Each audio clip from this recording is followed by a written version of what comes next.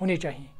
अब कौन कौन से मॉलिक्यूल जो है एल्डोल कंडेंसेशन नहीं दिखाते हैं, अगर हम कुछ मॉलिक्यूल्स की यहाँ जिक्र करेंगे, चलो देखिए आप।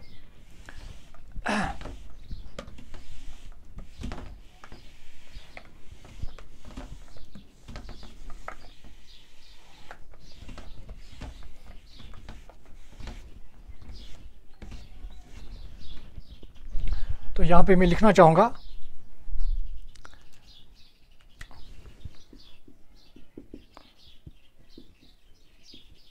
which of the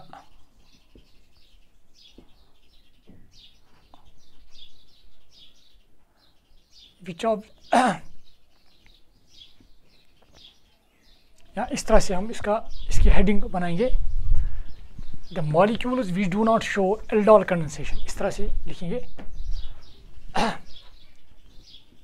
the molecules, I mean they may be aldehydes or ketones, the molecules that is aldehydes या ketones which do not show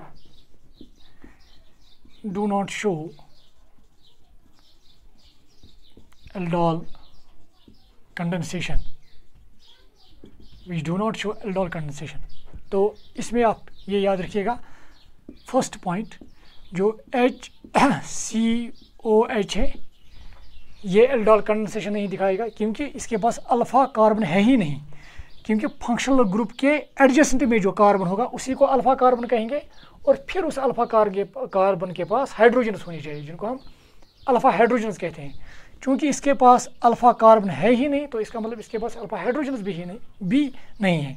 so it will show no aldol condensation, ठीक है, it will not show aldol condensation। एक और molecule अगर आप देखेंगे यहाँ पे, that is C6H5COH, अगर आप देखेंगे ये भी एल्डोल कंडेंसेशन नहीं दिखाएगा, क्योंकि इसके पास अल्फ़ा कार्बन है मगर अल्फ़ा हाइड्रोजन नहीं है। देखिए कैसे यहाँ पे लग रहा है जैसे कि इसके पास अल्फ़ा हाइड्रोजन है, बट इनफैक्ट ये नहीं है, ये इस तरह का मॉलिक्यूल है।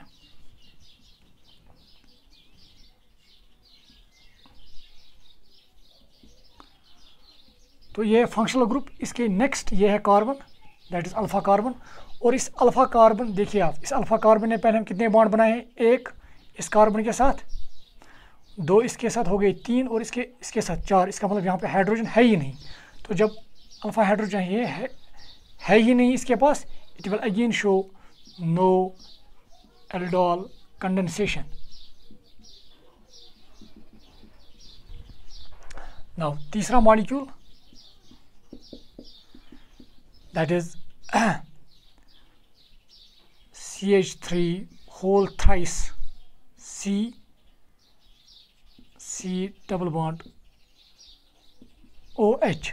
अगर आप ये देखेंगे यहाँ पे ये जो कार्बन है it is again alpha carbon, मगर इस अल्फ़ा कार्बन के साथ जुड़े हैं directly, they are methyl groups.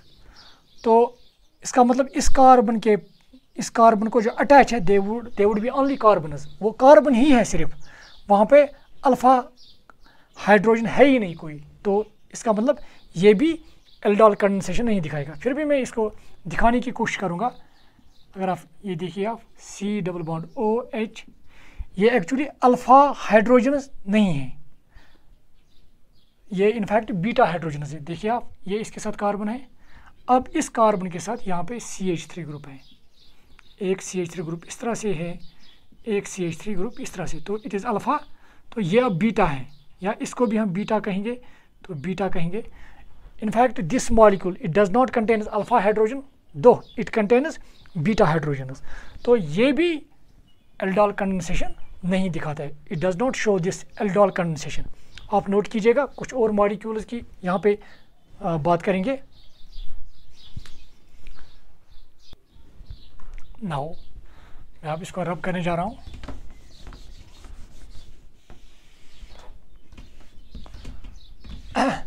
देखिए आप, फोर्थ मॉलिक्यूल अगर आप ये देखेंगे यहाँ पे,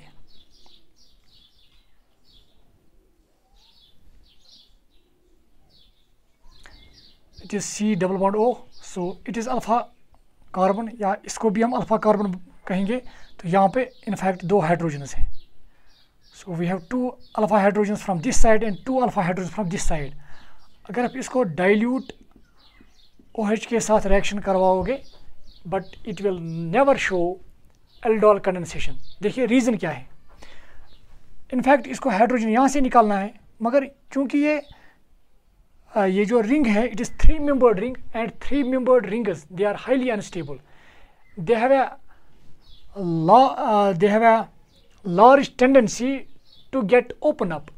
ये चाहेंगे कि ये ओपन अप हो जाए, ये रिंग जो है ये ब्रेक होना चाहिए। तो इसकी वजह से क्या होगा, ये OH नेगेटिव यहाँ से अल्फ़ा हाइड्रोजन नहीं निकालेगा, बल्कि this OH negative will directly attack to this carbonyl carbon because of it is high opening tendency. तो जब ये यहाँ पे तो बॉन्ड ब्रेक होकर ऑक्सीजन पर नेगेटिव चार्ज आ जाएगी, तो यहाँ पे जो हमें स्पीशीज़ मिलेगी that would be O negative, और यहाँ पे आप OH इस तरह से। Is it clear? अब इसके बाद क्या होगा, ये यहाँ पे डबल बॉन्ड बनाएगा इसके साथ, और जो ही इसके साथ डबल बॉन्ड बनाएगा, इस कार्बन के कितने बॉन्ड्स होंगे फिर, 1 2 3 4 5, तो ऑटोमेटिकली ये बॉन्ड ब्रेक होकर इस पर नेगेटिव चार्ज आ जाएगी। तो इसका मतलब यहाँ पे जो हमें प्रोडक्ट मिलेगा वो इस तरह से मिलेगा, C ये हुआ डबल बॉन्ड O, फिर ये है OH, ये मैंने OH लिखा। इसके बाद अब CH2, ये CH2, अब ये CH2 which is having a negative charge. Now it will abstract hydrogen from water, और यहाँ पे जो हमें प्रोडक्ट मिलेगा that would be like this, COOH, CH2 and CH3. It is in fact propanoic acid. Propanoic acid. देखिए हमें यहाँ पे अगर आपको याद होगा, यहाँ पे बीटा हाइड्रोक्सी एल्डिहाइड या बीटा हाइड्रोक्सी कीटोन हमें नहीं मिलेगा, या हम सिंपली कहेंगे यहाँ पे हमें एल्डोल नहीं मिलेगा। In fact we will get this type of product.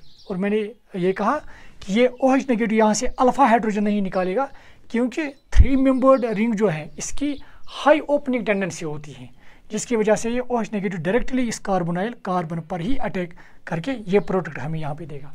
तो ये एक और मॉलिक्यूल है जिसके पास अल्फ़ा हाइड्रोजन है, मगर ये एल्डोल कंडेंसेशन नहीं दिखाएगा। एक और मॉलिक्यूल की बात मैं यहाँ पे करना चाहूँगा, तो ये आप याद रखिएगा,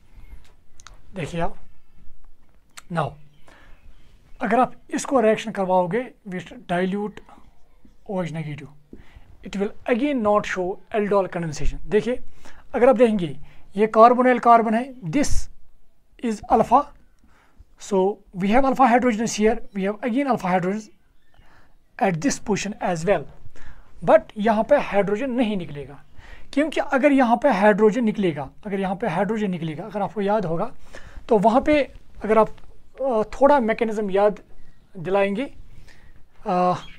खुद को, व्हाट विल हैपन, यहाँ पे अगर यहाँ से हाइड्रोजन निकलता तो यहाँ पे नेगेटिव चार्ज आ जाती, उस नेगेटिव चार्ज वो रेजोनेंस दिखाती थी इस कार्बोनाइल कार्बन के साथ, या हम कहेंगे इस कार्बोनाइल ग्रुप के साथ।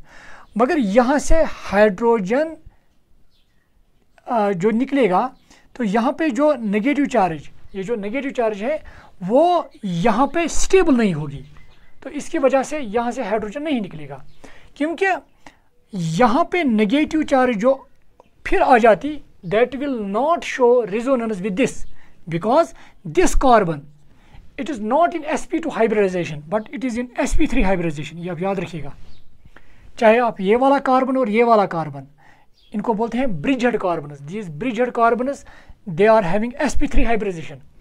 तो अगर इस पे नेगेटिव चार्ज भी आ जाती फिर भी ये sp3 है, और sp3 हाइब्रिडाइजेशन होने की वजह से ये इसके साथ कंजुगेशन नहीं दिखाएगा। मतलब ये जो यहाँ पे जो कार्बोनाइल ग्रुप है और ये कार्बन जिस पर अगर हम मानते कि नेगेटिव चार्ज आ जाती, वो रिजोनेंस नहीं दिखाएंगे। उनके ऑर्बिटल्स p ऑर्बिटल्स या उनके ऑर्बिटल्स जो होंगे वो आपस में पैरेलल नहीं होंगे। कंजुगेशन दिखाने के लिए उनका पैरेलल होना लाजमी है। तो जिसकी वजह से ये यहाँ से अल्फा हाइड्रोजन जो वो यहाँ से नहीं निकलेगा, जिसकी वजह से ये मॉलिक्यूल भी it will not show no aldol condensation. एक और मैं यहाँ पे एग्जांपल देना चाहूँगा। तो ये आप याद रखिएगा, जो ब्रिजहेड कार्बन्स होते हैं they are always having sp3 hybridization. अगर यहाँ पे कार्बन आयन भी बनता वो भी sp3 ही होगा, और वो कार्बन आयन यहाँ पे हाईली अनस्टेबल होगा because that will not show resonance with this carbonyl group. Is clear? Now एक और मॉलिक्यूल यहाँ पे है, दैट इज CH3CH3COH। यहाँ पे अगेन अल्फा कार्बन है, अल्फा हाइड्रोजन भी है, but it does not again show no aldol condensation. इसके हम दो रीजंस बता सकते हैं। पहले इसका जो हाइड्रोजन है that would B not acidic. क्योंकि एसिडिक क्यों नहीं होगा? क्योंकि यहाँ पे जो दो मिथाइल ग्रुप्स हैं they have positive inductive effect, और उस पॉजिटिव इंडक्टिव इफेक्ट की वजह से इस कार्बन पर नेगेटिव चार्ज इलेक्ट्रॉन डेंसिटी बढ़ जाएगी। इलेक्ट्रॉन डेंसिटी ज़्यादा होने की वजह से ये H को यहाँ पे एज H पॉजिटिव नहीं रिलीज़ कर पाएगा। तो जब ये H पॉजिटिव यहाँ से H पॉजिटिव नहीं रिलीज़ होगा तो ऑटोमेटिकली हम कहेंगे कि this hydrogen is not acidic.